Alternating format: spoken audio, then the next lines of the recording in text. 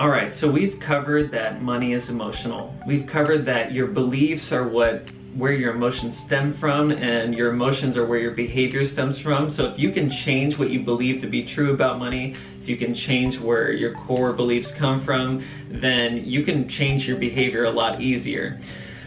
One of those commonly held beliefs that we talked about in the last one is that if only I had a little bit more. Obviously, we know that the little bit more does not change you. You change you by changing what's going on up there. So the last thing I want to talk about now when it comes to your emotional health as it relates to your finances is loving yourself. Okay, this is a basic thing in psychology, basic thing that if you ever go through counseling that your counselor will most likely bring up. A lot of people deal with a lot of self-hatred. This is something that they've learned growing up. This is something that some people struggle with more because of different personality traits, perfectionism, type A personality. People tend to deal with this more often than other people who are not type A, not perfectionists. Those who are more introspective have a higher likelihood of being down on themselves because of what they're not achieving. However, what I'm talking about now is about loving yourself enough to invest in yourself in the future. Loving yourself enough to sacrifice now so that your future self can benefit later.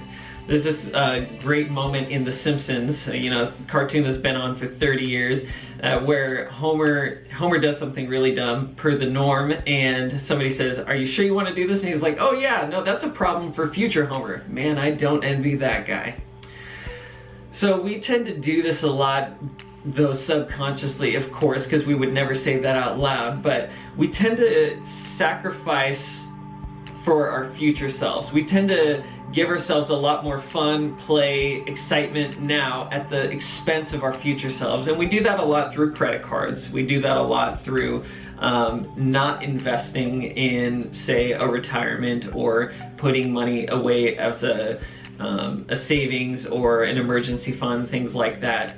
Now, I'm still guilty of this in many places in my life myself, but I remember when it was about 9 years ago when I first got married, I had a guitar that I really liked, but it was pretty old, and I thought, you know what, it'd be great if I got another guitar, but I would need to save up for it. And I thought, I think if I saved about $10 to $20 a month, doable, it's not that much, a month, so that's not that bad. I think in about 6 years I could have enough to have enough to get a fairly nice guitar. 6 years is a long time though, and as I thought about it more, I was like, 6 years is, man, that's basically an eternity. I couldn't actually forecast it far enough in the future, and I couldn't basically love myself far enough in the future to go, you know what, I'm gonna benefit you then and sacrifice that now. And so I decided just not to do it. Well, fast forward to 6 years in the future, I was sitting playing my guitar, and I remembered the moment that I had that conversation in my head. And I was like, it's been 6 years.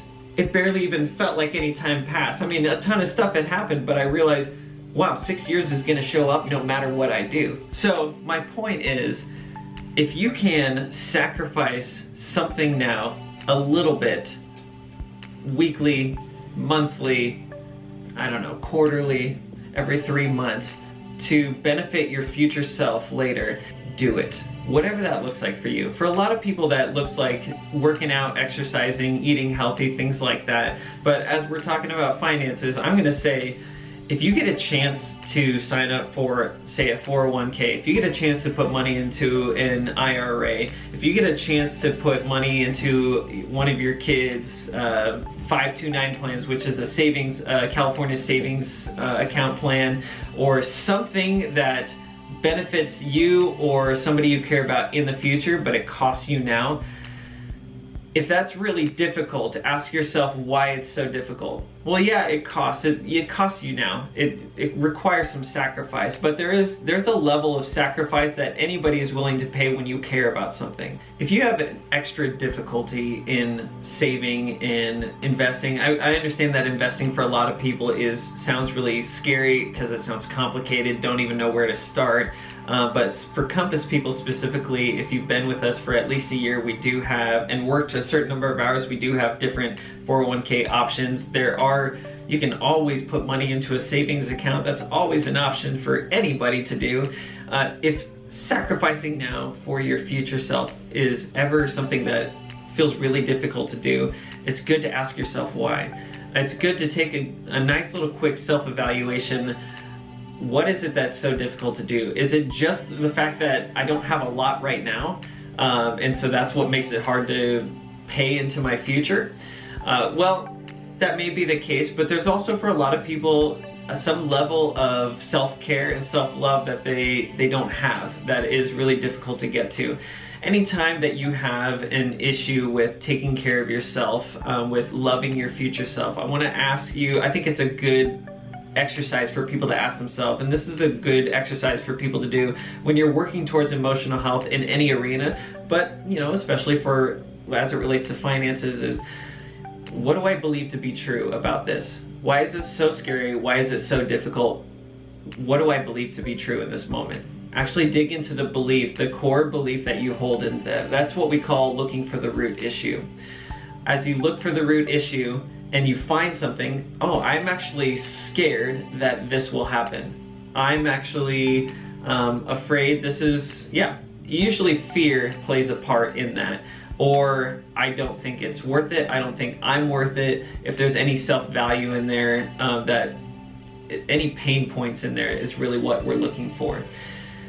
If you ever find a pain point, any fear, any negative thing, it's good to then ask yourself, where did I learn that? So that you can start to undo that. Did I learn that from growing up? Did I learn that from a traumatic experience?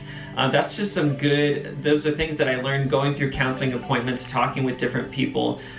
What do I believe to be true, and where did I learn that? Your future self will thank you every time that you walk through this process. Your future self will thank you every time that you invest in yourself now. When it costs you now, you're gonna benefit later. So these are just a few simple steps that you can take to get some more emotional health so that your finances can be benefited by it, so that you can be happier, healthier, relationally, you can be happier, healthier emotionally, and in the long run, you can be happier, healthier financially.